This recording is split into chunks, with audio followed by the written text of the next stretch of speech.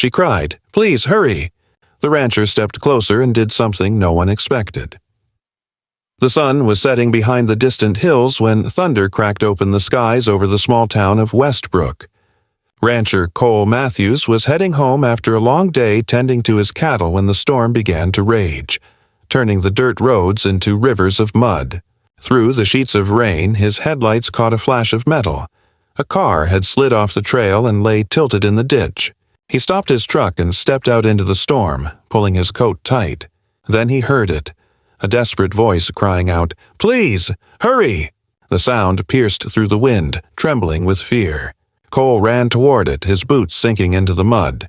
There, beside the overturned car, a young woman was kneeling, soaked and shivering, clutching her injured arm. "My sister's trapped inside," she cried. "The water's rising. Please, help me." Cole looked through the cracked window and saw a teenage girl slumped unconscious, the dark water creeping up her neck. Without hesitation, he grabbed his crowbar from the truck and fought to pry open the door as lightning illuminated the night sky. The wind howled, the rain stung his face, but he didn't stop. The woman screamed again. "She's not breathing!" Cole slammed his shoulder against the door, gritting his teeth until finally, with a screech of metal, it burst open. He reached in, pulled the girl out, and carried her to dry ground, laying her gently in the grass. Her skin was pale, her lips blue, and she wasn't breathing. Panic rippled through the woman's sobs. Cole checked for a pulse. Nothing. He dropped to his knees and began chest compressions, the storm raging around them. "Come on, kid, don't give up on me," he muttered between breaths. The rain washed over them both, his hands steady and strong, refusing to quit. After a long, desperate minute, the girl coughed, choking on water, then gasped for air. Relief broke over them like sunlight through the storm clouds. The woman cried out in joy, hugging her sister tightly.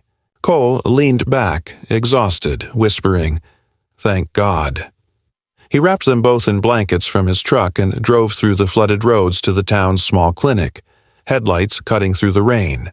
2 days later, when Cole stopped by to check on them, he was surprised to see the girl sitting up, smiling weakly. The woman looked at him with gratitude in her eyes. "You saved my sister," she said softly. Cole smiled and shook his head. "Just did what anyone would have done." But when an older man entered the room, a man Cole recognized as the wealthy rancher who'd once tried to buy his land, the moment turned quiet. The man stepped forward and said, "I was wrong about you. You saved my daughter. Thank you." Cole simply tipped his hat and replied, "Out here we look after each other."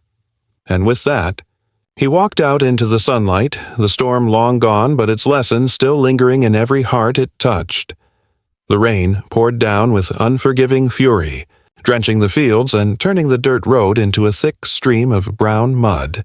Cole Matthews could barely see through the storm as he fought against the wind, his flashlight flickering in his trembling hand. The young woman's voice broke through the thunder, shaking, desperate, terrified. "Please, hurry. She can't breathe." Her words struck him like lightning. Cole rushed to the overturned car, the headlights dim under the rising water. He pressed his hands against the door and pulled, but it wouldn't move. The frame was twisted, the metal jammed from the crash. He slammed his shoulder into it again and again, grunting in pain. "Come on, open!" he shouted through the wind. The girl inside lay motionless, her face pale beneath the flashing light. Cole sprinted back to his truck, grabbed the crowbar from behind the seat, and hurried back, his boots sinking deep into the mud. The woman sobbed beside him, clutching her bleeding arm, whispering prayers into the storm. Cole wedged the crowbar into the door and heaved with all his strength, the metal groaning and bending as the rain pounded harder. His hands were freezing, his muscles trembling, but he refused to stop. Then, snap, the lock broke. Water burst from the car like a floodgate, soaking him from head to toe. Cole reached in, hooked his arms under the girl's shoulders, and pulled her free from the wreck. Lightning tore across the sky as he stumbled toward higher ground, laying her gently in the wet grass. Her body was limp, her chest still. The woman dropped beside him, screaming her sister's name, but there was no response. Cole pressed 2 fingers to the girl's neck. No pulse. His heart sank, but there was no time for fear. He locked his hands and began chest compressions, counting under his breath, the sound drowned by thunder. Come on, kid. Don't you quit on me now." He breathed into her lungs, then pressed again and again, his arms aching but relentless. The woman wept beside him, her cries carried away by the wind. Seconds dragged like hours. Then, suddenly, the girl's chest jerked. Once, twice, and a weak cough escaped her lips. She gasped for air, trembling, her eyes fluttering open as rain poured down her face. Relief washed over them like sunlight after darkness. The woman cried out in joy, throwing her arms around her sister. Cole sat back, exhausted, breathing hard, rain streaming down his cheeks. "You're all right now," he whispered softly. The storm still raged around them, but in that small patch of grass, hope had returned. Cole looked up at the sky, murmuring, "Thank you, Lord," as thunder rolled away into the distance.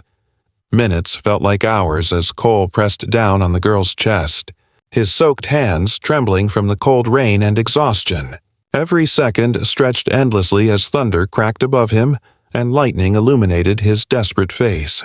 "Come on, kid, don't quit on me," he whispered, his voice breaking between breaths.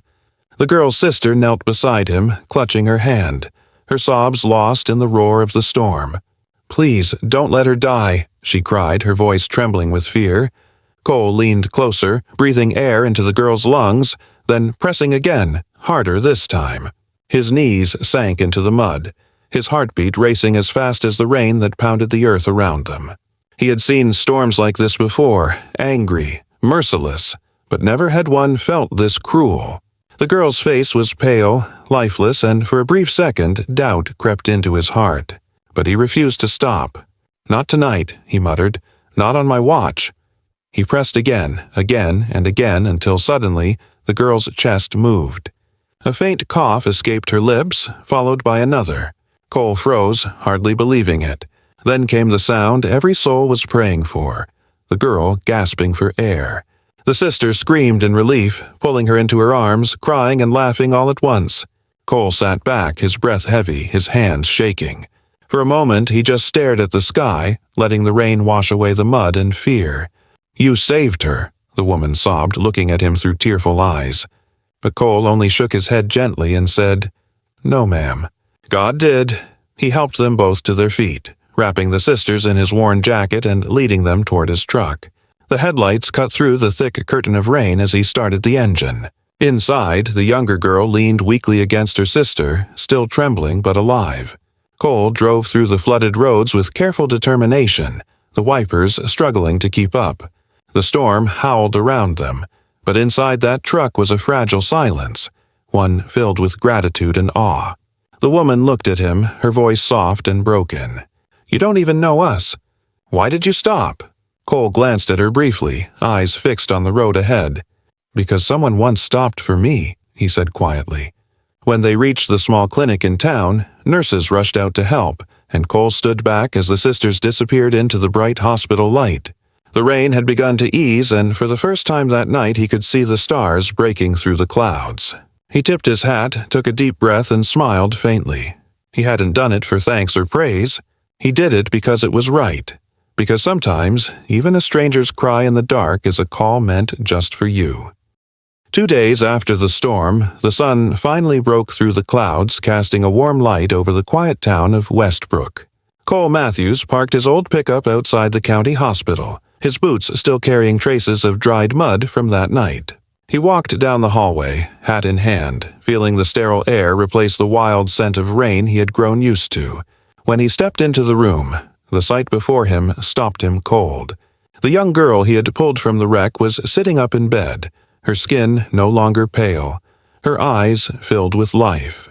Her older sister stood beside her, tears shining in her eyes as she turned to him with a trembling smile.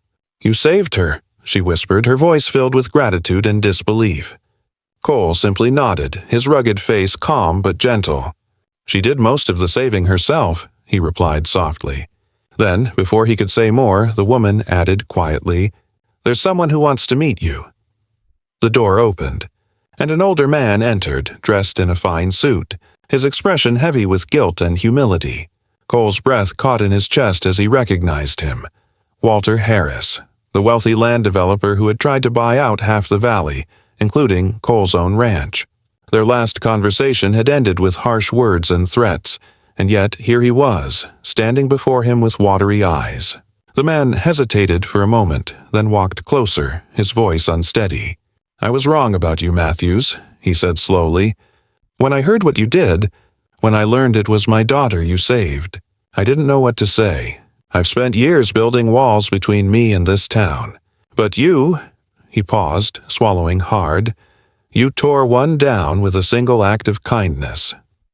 The room fell silent except for the steady hum of the hospital monitors. Cole looked at him, his jaw tight, then finally spoke. "Out here, we don't let hate drown what's right," he said, his tone firm but kind. "Storms don't choose who they hit, and neither should we when it comes to helping." Walter's eyes glistened as he extended his hand. For a long moment, Cole just looked at it, the memories of past bitterness flashing through his mind. Then he shook it, firm and steady. The air in the room shifted, something heavy had lifted. As he turned to leave, the younger girl called out softly, "Thank you, Mr. Matthews." Cole tipped his hat and smiled. "You take care now," he said before walking out into the golden morning. The town later came to know the story of what happened that night. The storm, the rescue, the forgiveness that followed. From that day on, Matthews Ranch stood not just as a home for cattle, but as a symbol of courage, grace, and the power of doing what's right even when no one's watching.